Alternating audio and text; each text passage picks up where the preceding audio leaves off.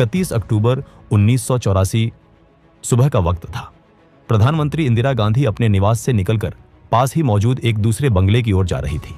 वहीं उन्हें एक ब्रिटिश अभिनेता और फिल्म मेकर को इंटरव्यू देना था। दोनों इमारतें बिल्कुल पास पास थीं, इसलिए इंदिरा गांधी ने गाड़ी लेने के बजाय पैदल ही जाने का फैसला किया। जैसे ही इंदिरा गांधी गेट के पास पहुंची, अचानक उनका एक बॉडीगार्ड सामने आया। अगले ही पल उस बॉडीगार्ड ने अपनी रिवॉल्वर निकाली और इंदिरा गांधी पर लगातार 3 गोलियां चला दी। गोलियां लगते ही इंदिरा गांधी जमीन पर गिर पड़ी। इसी पल वहां मौजूद दूसरे गार्ड ने अपनी ऑटोमेटिक गन उठाई और इंदिरा गांधी पर ताबड़तोड़ फायरिंग शुरू कर दी। कुछ ही सेकंड में इंदिरा गांधी के शरीर में कई गोलियां लग चुकी थी। हालांकि उनकी सांसें अभी चल रही थी। उन्हें तुरंत अस्पताल ले जाया गया, लेकिन डॉक्टर उनकी जान नहीं बचा पाए। जब यह खबर पूरे देश में फैली तो पूरा भारत सन्न रह गया। किसी को यकीन नहीं हो रहा था कि देश की प्रधानमंत्री को उनके ही सुरक्षा गार्ड्स ने मार दिया। इस वीडियो में हम 2D एनिमेशन के जरिए बताएंगे कि आखिर क्यों और कैसे इंदिरा गांधी की हत्या की गई। 1966 में इंदिरा गांधी भारत की पहली महिला प्रधानमंत्री बनी। शुरुआत में बहुत से लोग उन्हें हल्के में लेते थे। उनके राजनीतिक विरोधी उन्हें कमजोर और सिर्फ कुछ समय के लिए बनी नेता कहकर तंज कसते रहते थे। लेकिन आने वाले सालों में इंदिरा गांधी ने अपने फैसलों से सबको गलत साबित कर दिया। 1971 के आम चुनावों में इंदिरा गांधी ने गरीबी हटाओ का नारा दिया। उन्होंने पूरे आत्मविश्वास के साथ चुनाव लड़ा। जब नतीजे आए तो पूरा देश हैरान रह गया। कांग्रेस ने 352 सीटें जीत ली। इस जीत के साथ इंदिरा गांधी ने यह दिखा दिया कि अब वो सिर्फ प्रधानमंत्री नहीं, बल्कि देश की सबसे ताकतवर नेता बन चुकी है। उनकी अगुवाई में ही 1971 का भारत पाक युद्ध हुआ। इस युद्ध में भारत ने पाकिस्तान को करारी शिकस्त दी और ईस्ट पाकिस्तान अलग होकर बांग्लादेश बन गया। 1974 में दुनिया के कई देशों के विरोध के बावजूद भारत ने परमाणु परीक्षण किया और अपनी ताकत का ऐलान कर दिया। कुछ ही सालों में इंदिरा गांधी को आयरन लेडी कहा जाने लगा, लेकिन राजनीति में कामयाबी के साथ विवाद भी चलते रहे। 1971 में इंदिरा गांधी ने रायबरेली से चुनाव जीता था। उनके विरोधी ने आरोप लगाया कि चुनाव में गलत तरीकों का इस्तेमाल किया गया। मामला इलाहाबाद हाई कोर्ट तक पहुंचा। कोर्ट ने इंदिरा गांधी को दोषी माना और उन पर चुनाव लड़ने की रोक लगा दी। इसके बाद इंदिरा गांधी सुप्रीम कोर्ट पहुंची। सुप्रीम कोर्ट ने उन्हें प्रधानमंत्री बने रहने की इजाजत दे दी, लेकिन इस फैसले के बाद देश भर में जोरदार विरोध शुरू हो गया। 1975 में दिल्ली के रामलीला मैदान में जयप्रकाश नारायण ने इंदिरा गांधी पर लोकतंत्र खत्म करने का आरोप लगाया। उसी समय देश में रेल हड़ताल, महंगाई और भ्रष्टाचार जैसे मुद्दे भी चल रहे थे। इंदिरा गांधी की कुर्सी डगमगाने लगी। जब उन्हें लगा कि उनकी सरकार गिर सकती है, तब उन्होंने एक बहुत बड़ा और विवादित फैसला लिया। 25 जून 1975 की आधी रात को पूरे देश में आपातकाल लागू कर दिया गया।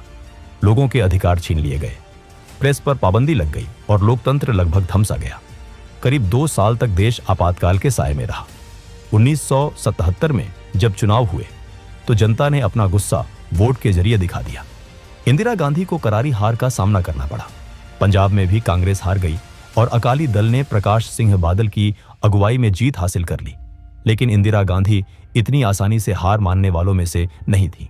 सत्ता में वापसी के लिए उन्होंने पंजाब की राजनीति पर ध्यान देना शुरू किया। वहां उन्होंने एक स्थानीय प्रचारक जरनैल सिंह भिंडरावाले को समर्थन दिया। भिंडरावाले ने लगातार 3 साल तक जमीन स्तर पर काम किया, लोगों के बीच गए और कांग्रेस को मजबूत करने की कोशिश की। 1980 के लोकसभा चुनावों के साथ साथ पंजाब विधानसभा चुनावों में भी कांग्रेस को जीत मिली। इंदिरा गांधी एक बार फिर सत्ता में लौट आई, लेकिन इस हार से अकाली दल काफी नाराज हो गया। अकाली दल ने मांग उठाई कि पंजाब को एक अलग सिख डोमिनेटेड पंजाबी भाषा बोलने वाले स्टेट के रूप में ज्यादा अधिकार मिलने चाहिए। इस मांग को जरनैल सिंह भिंडरावाले का भी खुला समर्थन मिल गया। अकाली दल अपनी बात राजनीतिक और संवैधानिक तरीके से रख रहा था, लेकिन भिंडरावाले का रास्ता कहीं ज्यादा कठोर था। उसकी भाषणबाजी धीरे धीरे और तेज होती गई और पंजाब का माहौल बदलने लगा। कुछ ही सालों में पंजाब में उग्रवाद बढ़ने लगा। डर, हिंसा और अविश्वास का माहौल चारों तरफ फैलने लगा। सिख समुदाय की सबसे पवित्र जगह गोल्डन टेम्पल को कुछ उग्रवादी संगठनों ने अपना ठिकाना बना लिया। वहीं से उनके ऑपरेशन चलने लगे। इस पूरे नेटवर्क का सबसे बड़ा चेहरा था जरनैल सिंह भिंडरावाले। पंजाब में हालात लगातार बिगड़ रहे थे और इंदिरा गांधी चाहती थीं कि किसी भी तरह शांति वापस लाई जाए। आखिरकार जून 1984 में इंदिरा गांधी ने एक बहुत बड़ा और मुश्किल फैसला लिया। उन्होंने ऑपरेशन ब्लू स्टार को मंजूरी दे दी। भारतीय सेना ने गोल्डन टेम्पल परिसर के अंदर जाकर ऑपरेशन शुरू किया। कुछ ही दिनों में सेना ने उग्रवादियों को वहां से हटा दिया, लेकिन इस कार्रवाई में उग्रवादियों के साथ साथ कई निर्दोष लोग भी मारे गए।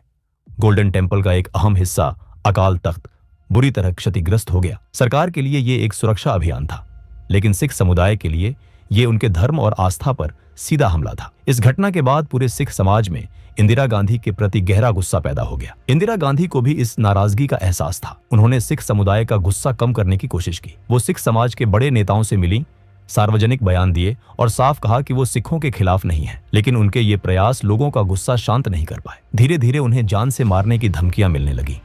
खुफिया एजेंसियों ने कई बार उन्हें सलाह दी कि अपनी सुरक्षा से सिख गार्ड्स को हटा दिया जाए, लेकिन इंदिरा गांधी ने यह सलाह मानने से इनकार कर दिया।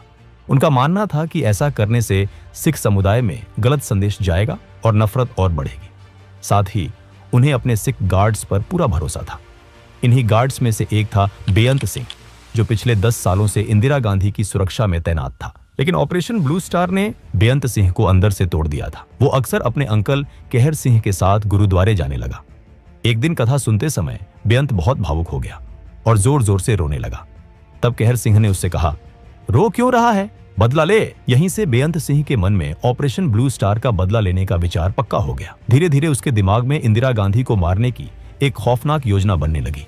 कुछ दिनों बाद बेअंत सिंह ने इंदिरा गांधी की सुरक्षा में तैनात सतवंत सिंह को अपना प्लान बताया।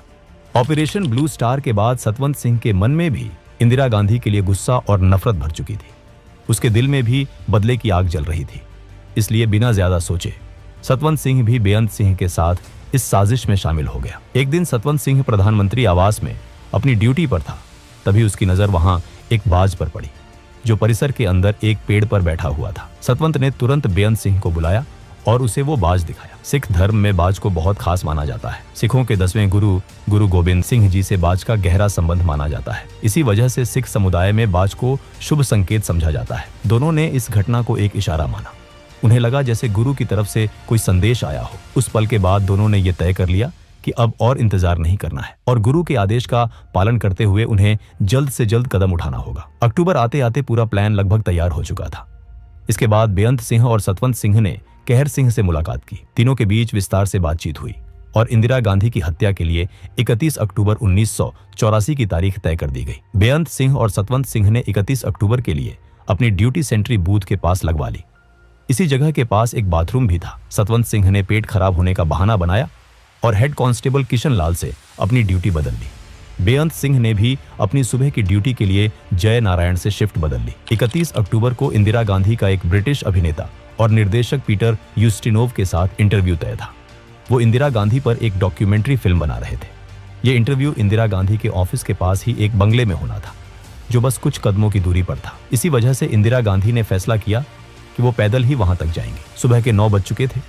इंटरव्यू की सारी तैयारियां पूरी हो चुकी थी। बस कुछ ही मिनटों में इंदिरा गांधी को निकलना था। जैसे ही इंदिरा गांधी चलते हुए सेंट्री बूथ के पास पहुंची, उनकी नजर अपने सबसे भरोसेमंद बॉडीगार्ड बेअंत सिंह पर पड़ी। हमेशा की तरह इंदिरा गांधी ने हल्की मुस्कान के साथ उसे नमस्ते कहा, लेकिन आज बेअंत सिंह के चेहरे पर न कोई मुस्कान थी, न कोई सम्मान। अगले ही पल बेअंत सिंह ने अचानक अपनी सरकारी रिवॉल्वर निकाली और बिना एक पल का भी वक्त दिए इंदिरा गांधी पर लगातार 3 गोलियां चला दी। गोलियां लगते ही इंदिरा गांधी जमीन पर गिर पड़ी। गिरते हुए उनके मुंह से बस इतना ही निकला, बेअंत, तुम ये क्या कर रहे हो? इंदिरा गांधी को गिरते देख इस साजिश में शामिल दूसरा आदमी सतवंत सिंह बुरी तरह घबरा गया।